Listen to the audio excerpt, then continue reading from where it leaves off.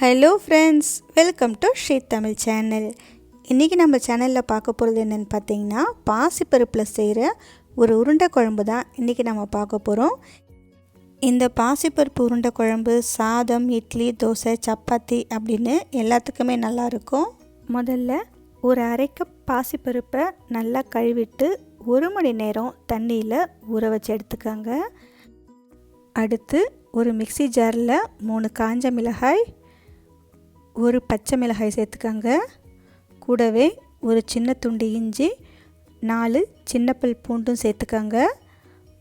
ஒரு அரை ஸ்பூன் அளவுக்கு சோம்பு சேர்த்து இது எல்லாத்தையுமே கொஞ்சம் கொரப்பாக அரைச்சி எடுத்துக்கோங்க. அடுத்து இதில் ஊற வச்ச பாசிப்பருப்பையும் கொஞ்சம் உப்பையும் சேர்த்துக்கோங்க. பாசிப்பருப்பை தண்ணியை வடிகட்டிட்டு அதுக்கப்புறமா சேர்த்துக்கோங்க. இப்போ இது எல்லாத்தையுமே சேர்த்து வடைக்கு அரைக்கிற மாதிரி கொஞ்சம் கொரப்பாக அரைச்சி எடுத்துக்கோங்க. அரைச்ச பாசிப்பருப்போட ஒரு 1/4 கப் அளவுக்கு நறுக்கிய வெங்காயம் சேர்த்துக்கோங்க. பொடியாய் நறுக்கிய கருவேப்பிலை 1 டேபிள் ஸ்பூன். இது எல்லாத்தையுமே சேர்த்து லேசாக பிசைஞ்சு விட்டுக்கோங்க. இப்போ இதை சின்ன சின்னதாக கிள்ளி பக்கோடா மாதிரி எண்ணெயில் பொரிச்சு எடுக்கணும். இந்த அளவுக்கு சின்ன சின்னதாக கிள்ளி சேர்த்துக்கோங்க. நல்லா சூடான எண்ணெயில் சேர்த்து 2 பக்கமும் லேசாக திருப்பி விட்டு, ரொம்ப செவக்க வேணாம், லேசாக செவக்க ஆரம்பித்த உடனே நாம் இதை எடுத்துடலாம். இப்போ பார்த்திங்கன்னா எல்லா பக்கமும் லேசாக திருப்பி விட்டு வேக விடுங்க. இந்த அளவுக்கு லேசாக செவந்து வந்ததும் இப்போ நாம் இதை வெளியே எடுத்துடலாம். இதே மாதிரி எல்லா மாவையும் சுட்டு எடுத்துக்கோங்க. அவ்வளவுதான், இது அப்படியே இருக்கட்டும். அடுத்து ஒரு பேனில் 2 டேபிள் ஸ்பூன் எண்ணெய் எடுத்துக்கோங்க.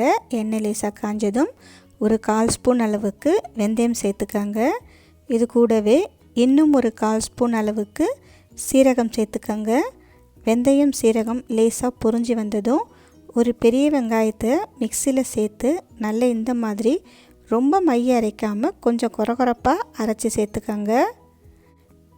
இப்போ இந்த வெங்காயத்தை எண்ணெயில் லேசாக வதக்கி விட்டுக்கோங்க.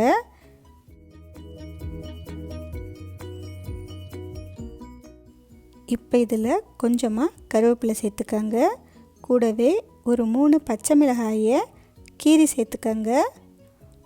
1 ஸ்பூன் அளவுக்கு இஞ்சி பூண்டு பேஸ்ட் சேர்த்துக்கோங்க.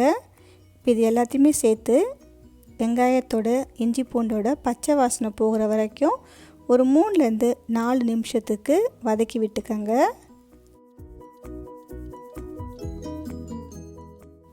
அடுத்து 2 மீடியம் சைஸ் நல்ல பழுத்த தக்காளியை மிக்சியில் சேர்த்து இந்த அளவுக்கு பேஸ்ட் மாதிரி அரைச்சி சேர்த்துக்கோங்க.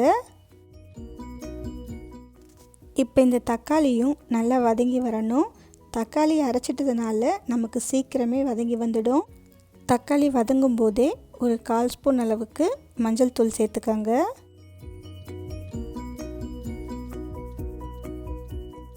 எல்லாமே சேர்ந்து வதங்கி லேசாக எண்ணெய் பிரிய ஆரம்பித்ததும் ஒரு 2 ஸ்பூன் அளவுக்கு குழம்பு மிளகாய் தூள் சேர்த்துக்கோங்க.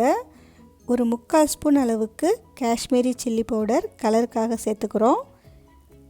ஒரு அரை ஸ்பூன் அளவுக்கு கரம் மசாலா தூள் சேர்த்துக்கோங்க.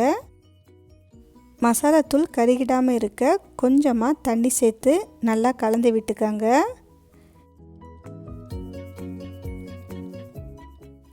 அடுத்து இதில் 1 டேபிள் ஸ்பூன் தயிரை திரியாக இல்லாமல் நல்லா அடித்து அதுக்கப்புறமா சேர்த்துக்கோங்க.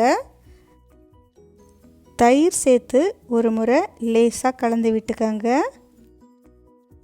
குழம்புக்கு தேவையான அளவுக்கு தண்ணி ஒரு 2.5 கப்லேருந்து 3 கப் வரைக்கும் சேர்த்துக்கோங்க. குழம்பு நல்லா பச்சை வாசனை போகிற வரைக்கும் கொதித்து அதுக்கப்புறமா உருண்டையை சேர்க்கணும்.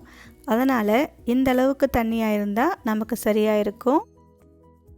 குழம்புக்கு தேவையான அளவு உப்பு சேர்த்துக்கோங்க. இப்போ பார்த்திங்கன்னா குழம்பு நல்லா கொதிக்க ஆரம்பிச்சிடுச்சு. குழம்பு நல்லா கொதித்து குழம்போட பச்சை வாசனை போகிற வரைக்கும் நாம் இதை கொதிக்க விடலாம். குழம்பு இந்த அளவுக்கு கொதித்து எண்ணெய் பிரிஞ்சு வர ஆரம்பித்ததும் நாம் ஏற்கனவே பொரிச்சு வச்ச பாசிப்பருப்பு உருண்டையை சேர்த்துக்கலாம். உருண்டைகளை ஒன்றா பொறுமையாக சேர்த்துக்கோங்க. உருண்டையை சேர்த்ததுக்கப்புறம் குழம்பு ரொம்ப நேரம் கொதிக்கணும்னு அவசியம் இல்லை. ஒரு 2 நிமிஷம் மட்டும் நல்லா கொதிச்சா போதும். அதுக்கப்புறம் நாம் ஸ்டவ்வை ஆஃப் பண்ணிடலாம். இந்த குழம்பு ஆறுனதுக்கப்புறம் இன்னும் கெட்டியாகும் அப்படின்றதுனால இந்த சமயத்தில் ஸ்டவ்வை ஆஃப் பண்ணிவிட்டு கடைசியாக கொத்தமல்லி இலை சேர்த்துக்கங்க. அவ்வளவுதான் ஃப்ரெண்ட்ஸ், பாசிப்பருப்பு உருண்டை குழம்பு சூப்பராக ரெடி பண்ணிட்டோம். இதை உங்கள் வீட்டில் ஒரு முறை ட்ரை பண்ணி பார்த்துட்டு எப்படி இருக்குன்னு சொல்லுங்கள். இந்த ரெசிபி உங்களுக்கு பிடிச்சிருந்தா லைக் பண்ணுங்கள், ஷேர் பண்ணுங்கள், ஸ்ரீ தமிழ் சேனலுக்கு சப்ஸ்கிரைப் பண்ணுங்கள். தேங்க்ஸ் ஃபார் வாட்சிங்.